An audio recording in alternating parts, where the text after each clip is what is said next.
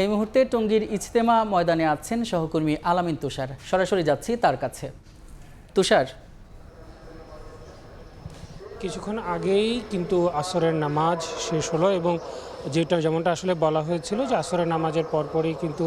মাওলানা জোবায়ের যিনি রয়েছেন তিনি আসলে বয়ান করবেন এবং সেই বয়ান কিন্তু শুরু হয়ে গেছে। কিছুক্ষণ আগে থেকে এই বয়ান শুরু হয়েছে এবং আমরা যেমনটা জানি যে এই ধরনের বয়ানের মাধ্যমে কিন্তু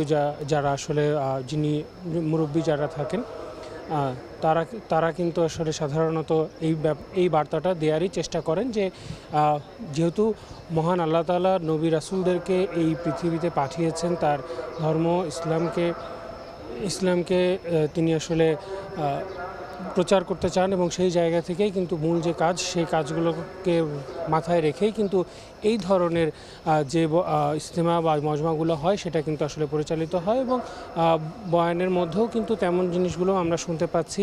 মাইক্রোফোনের মাধ্যমে বা মাইক সিস্টেমের মাধ্যমে যেই কথাগুলো আসছে আমাদের কানে সেখান থেকে কিন্তু সেটাই বোঝা যাচ্ছে যে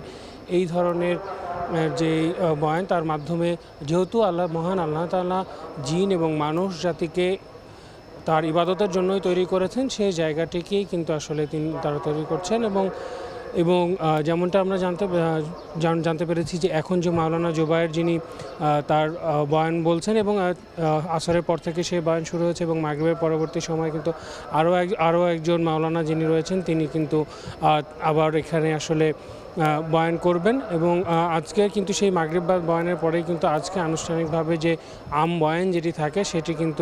সেটি কিন্তু আজকে শেষ হবে সেই বয়ানের মাধ্যমে এবং আগামীকালে বাদ ফজরে আবার বয়ানের মধ্য দিয়ে কিন্তু আগামীকালের যে আনুষ্ঠানিকতা সেটি কিন্তু শুরু হবে। সাধারণত যেহেতু আজকে শুক্রবার সেই জায়গা থেকে যে পরিস্থিতি সেটি কিন্তু আমরা দেখতেই পাচ্ছি যে পুরো ইজতেমা ময়দান গতকালও আপনাদেরকে দর্শক দেখিয়েছি যে গতকাল থেকেই কিন্তু পুরো অংশগুলো কিন্তু একদম লোকারণ্য। আজকেও কিন্তু যেহেতু শুক্রবার আশপাশের জায়গাগুলো থেকে যার ছুটির দিন হিসাবে অনেকেই কিন্তু এখানে এসেছেন এবং তারা কিন্তু প্রত্যেকেই যেমনটা আমরা অনেকের সঙ্গে যখন কথা বলছিলাম তারা আমাদেরকে যেমনটা বলছিলেন যে আসলে মহান আল্লাহ তাআলার যে সন্তুষ্টি সেই সন্তুষ্টি অর্জনের জন্যই তারা এখানটায় এসেছেন এবং আমরা যেমনটা দেখেছি যে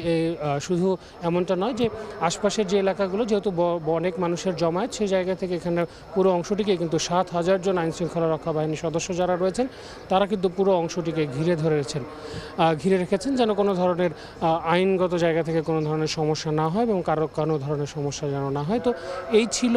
এইখান থেকে অর্থাৎ টঙ্গীর তুরাগ নদের পাড় থেকে আমার কাছে সব শেষ তথ্য। সরাসরি যুক্ত ছিলাম বিশ্ব ইজতেমা প্রাঙ্গণে।